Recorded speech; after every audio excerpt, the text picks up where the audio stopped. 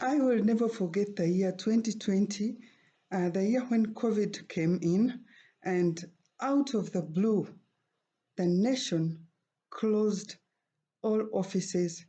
Our transport system was closed. But the shocking bit of that season for me is that I had no single saving.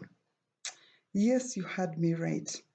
There was a national lockdown, there was loss of jobs, all systems were down. I had just closed, just a week before, I had closed the project, I had closed business work with the project that I was working on.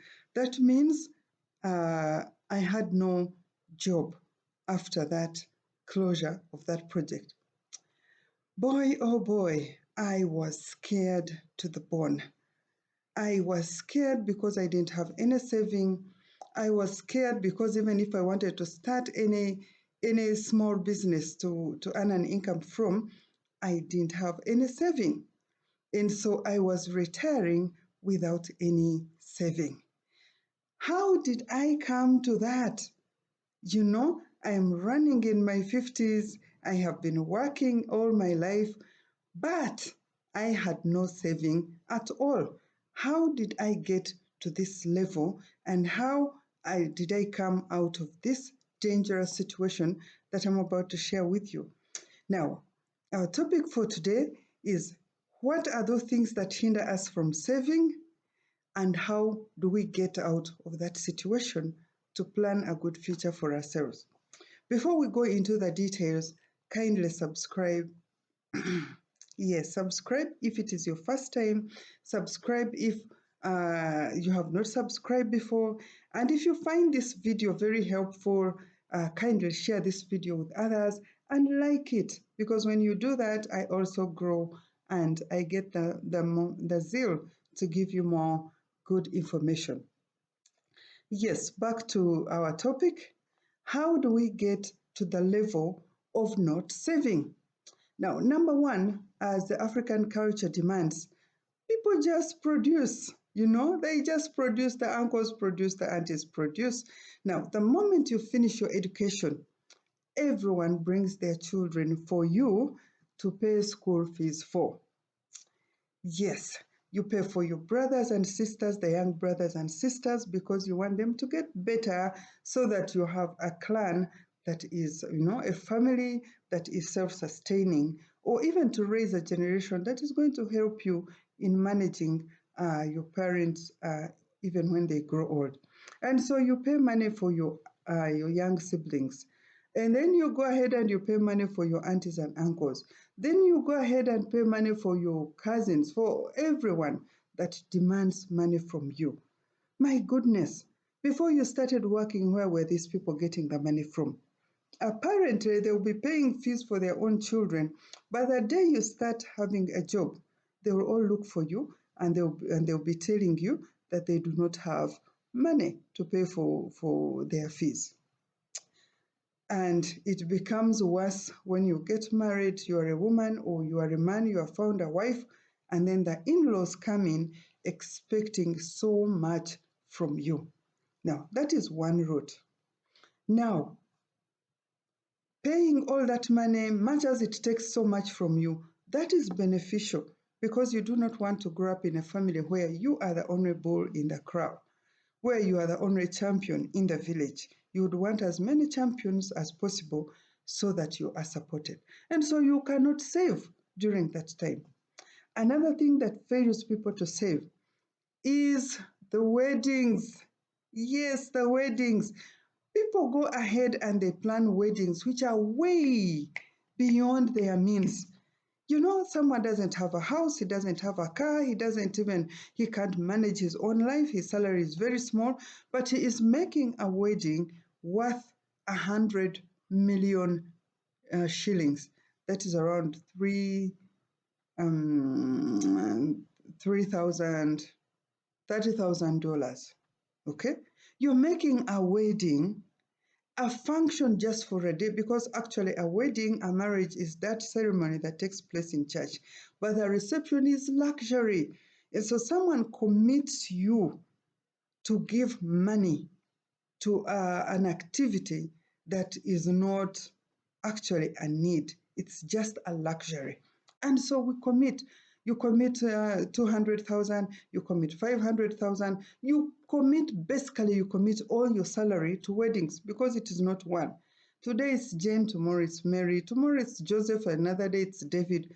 And so if you sit down to make a budget of the money you have spent into contributing for weddings, contributing for birthday parties, contributing for this and the other, it's actually not necessary. And so, if you cannot contribute the smallest amount that you feel you can afford, and you go ahead and contribute beyond your means, then you will never save. Put down together the money you have been contributing. Instead of contributing 200,000, which is actually about a quarter of your salary, what if you give 50,000? Many times you fear, oh, they will not be happy with me. They will just say I am bad. Go ahead and contribute what you want, what you can afford, and let them talk, because you can never please people. Even if you contributed 1 million, they will never remember you. I know some cases where I have gone out of my way to support people, and you put in so much. After the wedding, nobody even ever calls you to say thank you. Nobody even ever sends you a thank you card to say, I'm not saying that is something that you must do, but it's courtesy. So the fact that they can forget you easily, even when you put in much, it's the same way you should be able to put in what you feel happy about, that even when they don't appreciate you, you are still okay. You can still reserve some money to save. Okay, that is point number 2 that hinders us from saving. Then number 3, there are those people who are constantly begging you. They come, they beg you, oh, help me with this much money. Oh, I'm hungry. Can you support me? My children are not going to school. At the end of the day, you keep giving money to people, and before you realize it, they are building rentals. They are having, before you know it, they have bought a car, they are driving special hire, and for you educated, you do not have them. You keep supporting, thinking that they are not, you're helping out someone who can't afford, when actually, even when they are not educated, even when they do not have a job that is straight that you can look at, they hustle and they have more money than you. And so stop giving to people that do not deserve, that you know that they just depend on you. You don't work to meet other people's needs. You also work to support yourself. And so I walked into that situation for all those years, no saving, supporting other people. By the time I realized they had built houses, they are marrying wives, their wives are dressing better than me, their children are going to school, they are not struggling with fees. Meanwhile, I am giving out the money. Another source of money wastage is buying items that you do not need. Yes, you find that some ladies go to the shops and they buy hundreds and hundreds of good plates and they pack in the cupboard just for visitors.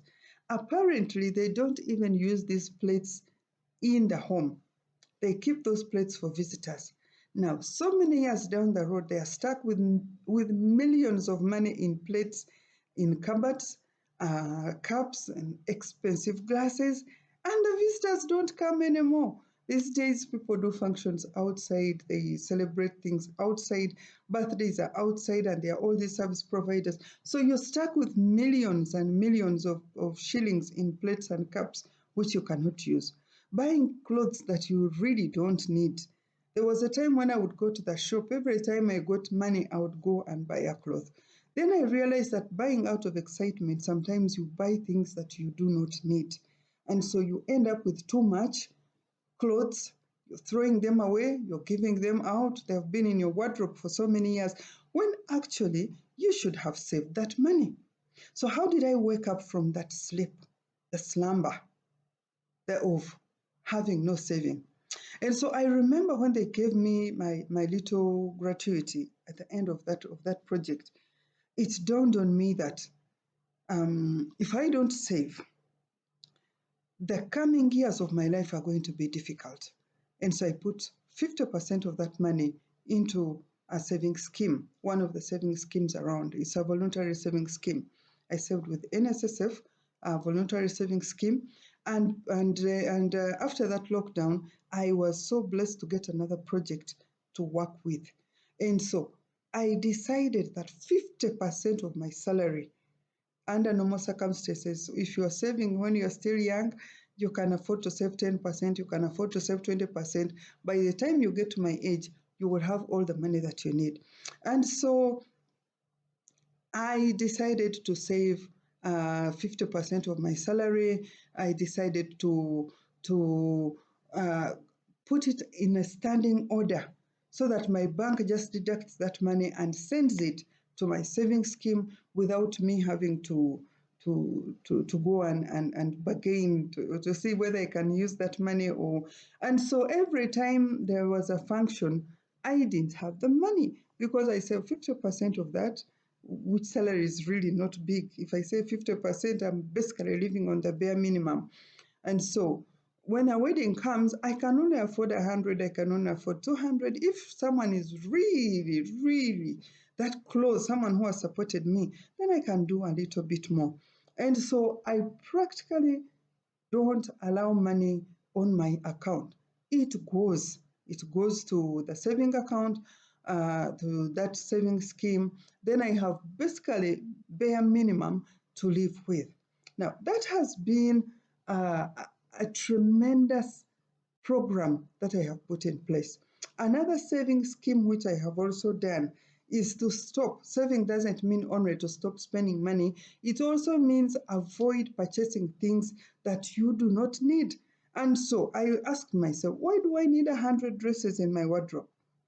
I can buy those that I can use for a season, and then I will add on more when I really need them.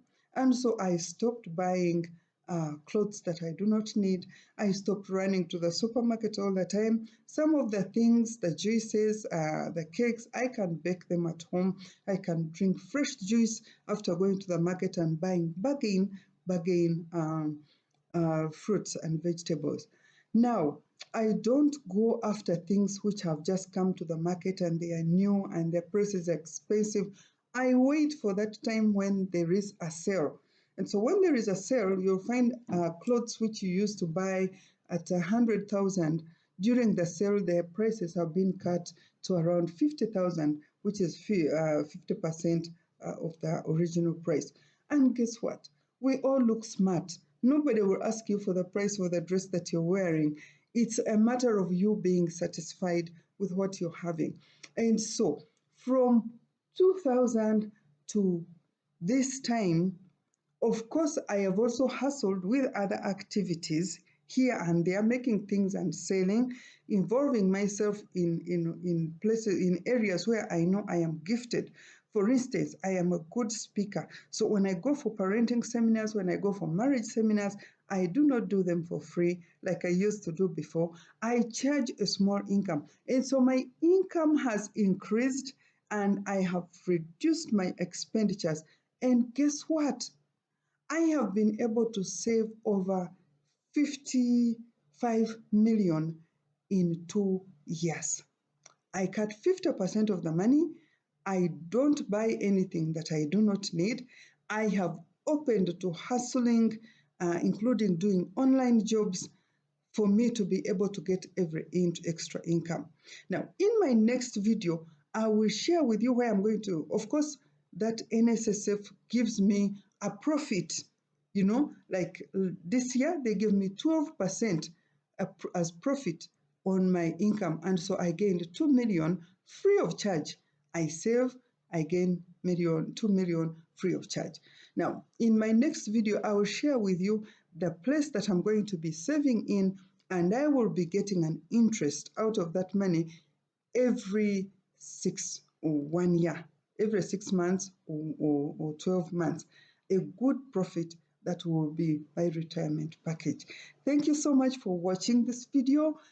Thank you always for subscribing. Thank you always for liking. And I pray that this video will help you out of that situation if you were like me and put you into a better place. I thank you so much. Subscribe, like, and share, and write a comment for me and let me know what you think about this topic. Thank you so much. God bless you.